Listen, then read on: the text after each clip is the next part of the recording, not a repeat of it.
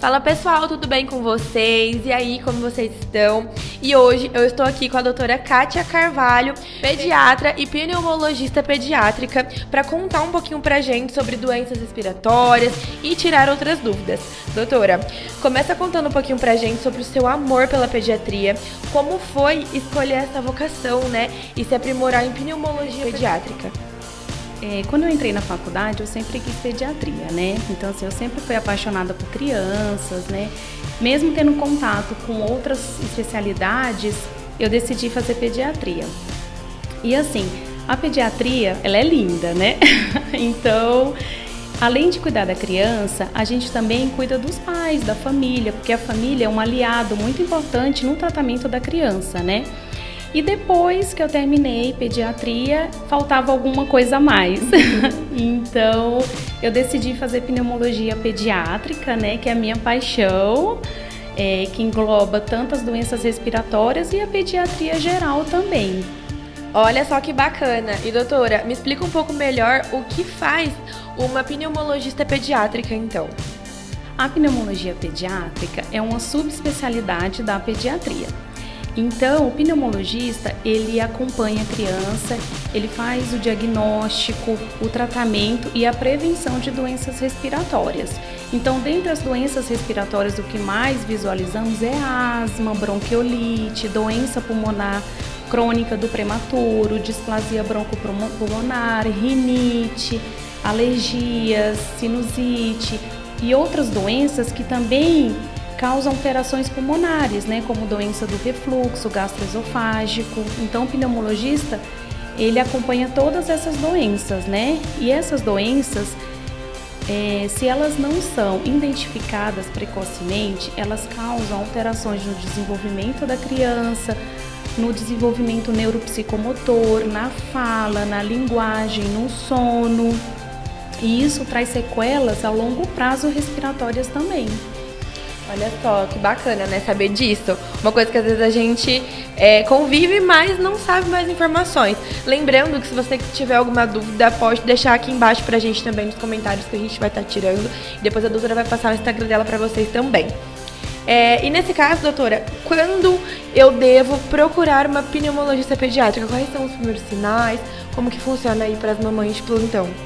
Então, assim, quando as mamães, as famílias devem procurar um pneumologista? Quando a criança apresentar uma tosse persistente, um chiado, uma sibilância recorrente, quadros de cianose, falta de ar, desconforto, essa falta de ar quando a criança faz alguma atividade física, né, algum exercício. E muitas vezes as crianças, durante as brincadeiras, correr, elas também apresentam tosse persistente e falta de ar.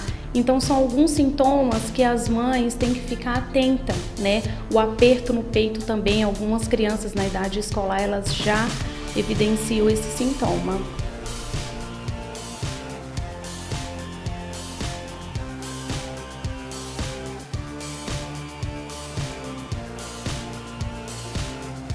A asma é uma doença crônica, uma doença inflamatória mais comum na infância. Ela é causada pelo um aumento, uma hiperresponsividade, um processo inflamatório mais intenso que causa uma obstrução. Essa obstrução brônquica causa uma dificuldade na entrada e na saída de ar pelos brônquios, né? Então as crianças, elas sentem falta de ar, tosse persistente, desconforto respiratório durante as atividades físicas, que são as sibilâncias recorrentes e aperto no peito. Então, essas crianças, elas têm que ter um acompanhamento, né, com o pneumologista pediátrico para um segmento, fazer um tratamento correto, ajuste de dose, porque se essa criança não fizer esse tratamento, ela vai ter sequelas futuras, né, na vida adulta e não vai ter o controle da doença. Então, muitas vezes falta aula, idas às emergências, né, e os pais, e eles não têm uma qualidade de vida boa. É porque fica sempre preocupado, né, com a criança de acontecer alguma coisa. E, doutora, a gente associa a figura de uma pessoa asmática aquelas bombinhas, né? Elas chamam Aerolim, se eu não me engano. Como que elas funcionam? Qual que é o trabalho dela? Os dispositivos inalatórios, eles são recipientes onde são armazenadas as medicações, né? Existe hoje no mercado vários tipos de dispositivos inalatórios com variadas medicações e associações. Essas medicações, elas são divididas em 2 grupos no tratamento da asma. Um grupo que é relacionado aos dispositivos, que são as famosas bombinhas, para o alívio dos sintomas, que são as bombinhas de resgate, né, que nós usamos, que seria o Aerolim ou outros, que são broncodilatadores de curta duração, em que eles aliviam o sintoma da criança naquele momento. E existe os dispositivos inalatórios, que são de manutenção e controle da doença.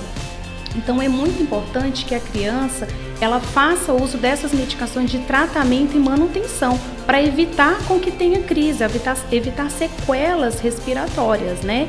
Então muitas vezes as mães têm muito medo de usar o dispositivo inalatório, que hoje em dia são medicações muito seguras, com raros efeitos colaterais. E as crianças têm uma qualidade de vida muito melhor. Então, o que eu mais explico para os pais é que a criança que tem asma não é uma criança limitada, é uma criança que pode brincar, que pode correr, que pode praticar esportes. Ela tem que ter uma vida normal como qualquer outra criança.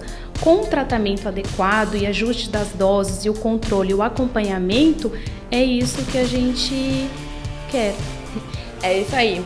É super importante todas as mamães e todas as pessoas também saberem disso, né? Doutora, e quando nós não sabemos que a criança tem asma e ela começa a apresentar aí os primeiros sintomas, nesse caso, o que uma mãe faria?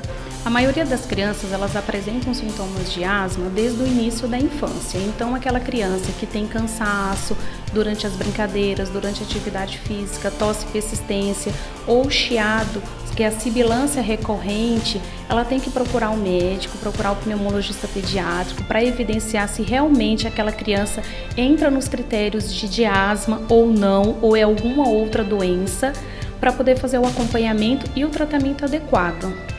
Olha só quantas dúvidas aí que a doutora tirou nossa, né?